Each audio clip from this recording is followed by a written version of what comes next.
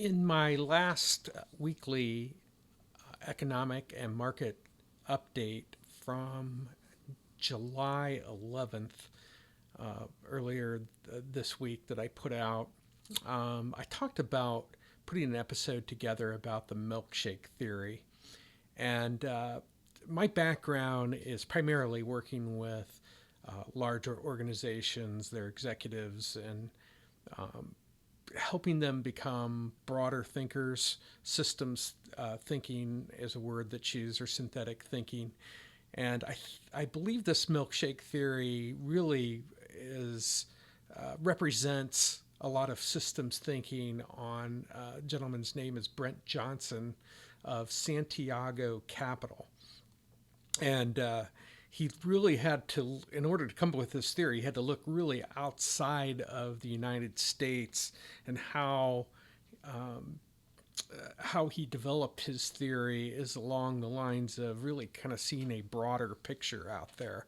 And I think that this is really important from the perspective of kind of putting pieces together and kind of making sense of some of the things that are happening in our economy and our markets today.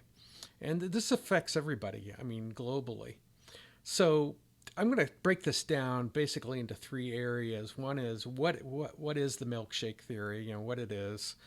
The second thing are the implications of the milkshake theory, and then some things that of what to look for.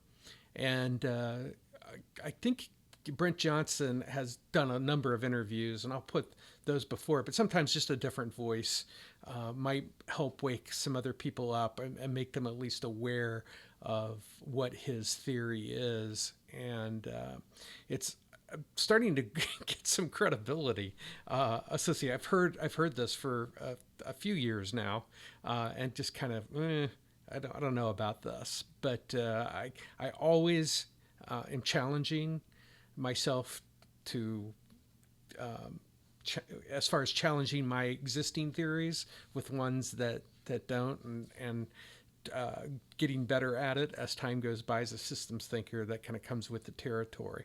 So first of all, what is it? Well, let's first of all talk in terms of the US dollar is the global reserve currency. So that means everybody transacts things like trade invoices, currency reserves, and dollar denominated debt all over the world. And some people are very frustrated with that. Obviously I've traveled all over the world, and people don't like how the U.S. weaponizes things, and they think that China would be better. But I'm not going to get into that for this. But the bottom line is that countries need the U.S. dollar for liquidity, and despite all the high inflation that we've had here in the United States, the U.S. is still attractive, and the reason being is because other countries have inflated their currency also. In order, because of COVID, because of the great financial crisis, one crisis after another.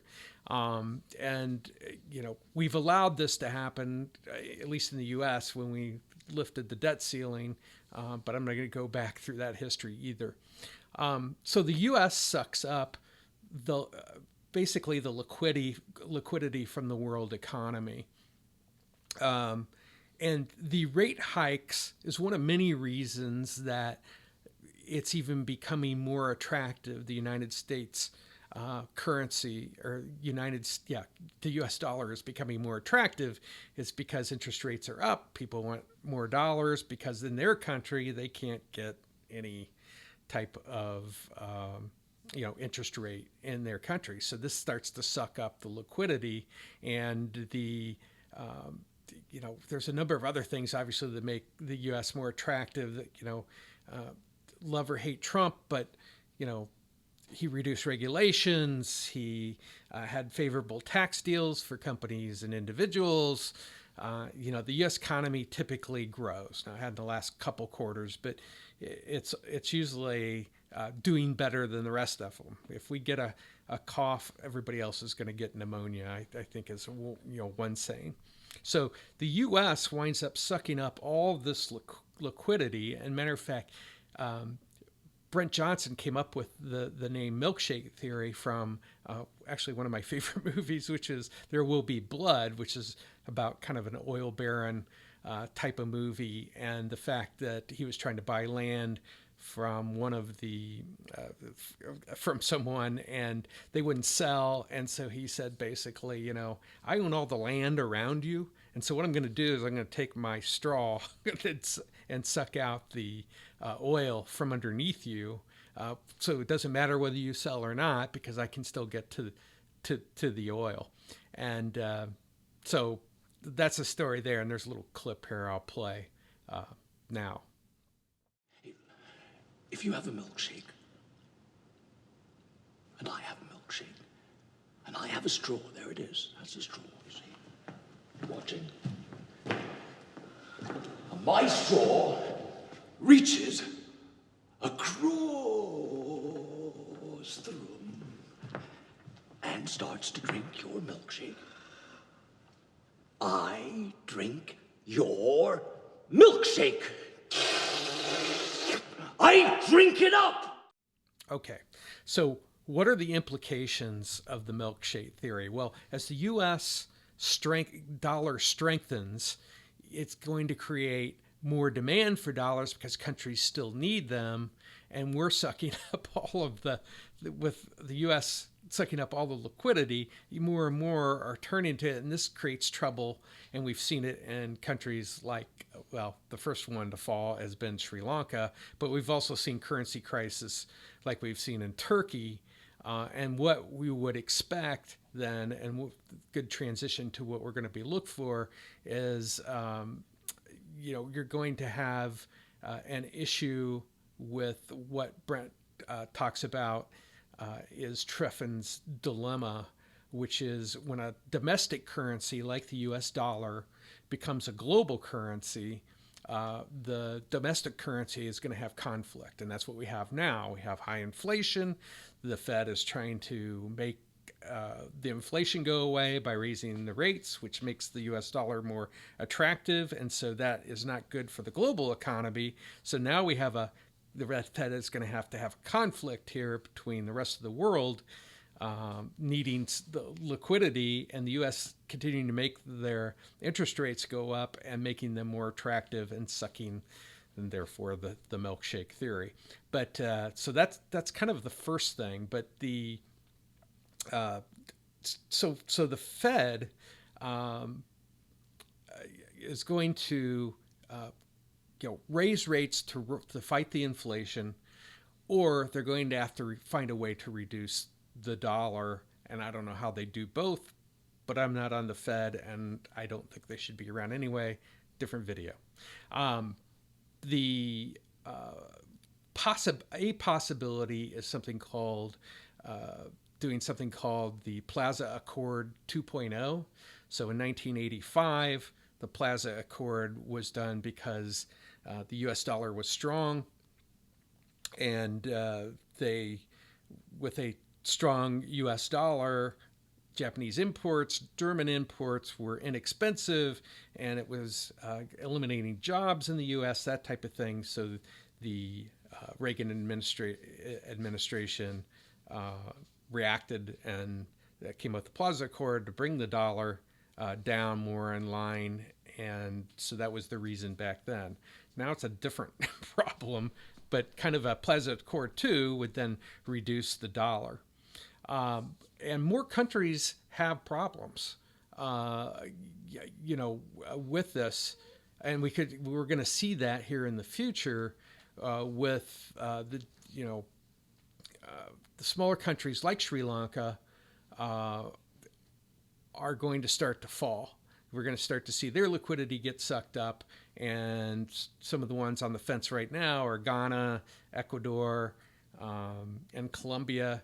And, these smaller countries can't take the fluctuations, or even a higher U.S. dollar is going to suck the liquidity out of there, and they're going to be left kind of with bad economic conditions. And but these smaller ones aren't the only ones, right? So we've seen Turkey with their currency crisis.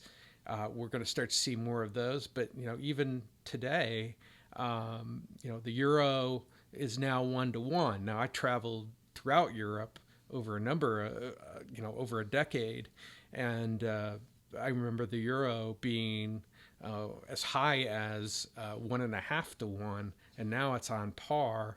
And I think what we're going to start to see in the European Union would be that the European Union starts to break apart, similar to kind of what happened with the pigs. I'm trying to remember, Portugal, Ireland, Italy, Greece, and Spain all had such high debt. This was a little bit over a decade ago too. So the pigs type of environment, they're going to either kick them out of the union, or other countries will start to leave as economies start to come under pressure from this higher dollar. So, this is what I would be looking for. I'd be looking for a Plaza Accord. Will the Fed back off? Because the dollar is going up so high. They're going to get pressure from other countries. You're going to see civil unrest in other countries.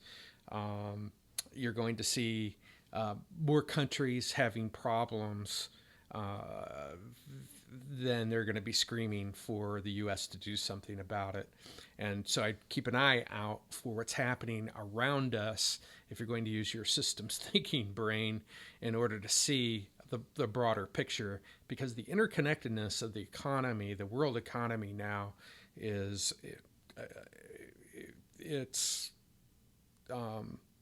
like it's never been before, and we all rely on each other. But now you've got the Russia and Ukraine, you've got China and Taiwan, and you got all of this conflict going on. And the U.S. is still the big dog on the block, but that can go away too over time. None of this is going to happen super quick, although I do think there's a possibility that the U.S. dollar continues to get stronger. Right now, I think it's sitting around $108, $109. I think Brent is looking for it to go 117, 120 in the second half of this year. It's going to create problems, and it's going to affect the way you invest and in the future. So that's what I wanted to cover in this video for the people who listen to my channel. I will put links below to some of Brent's interviews with people like George Gammon and other folks, where he's not only explains it, but gives you some of the more detail to some of the information that I have here. So I hope you'll take a look at some of those, because I think it's important for you to familiarize yourself. Investing is changing. It's not the 60-40 portfolio anymore.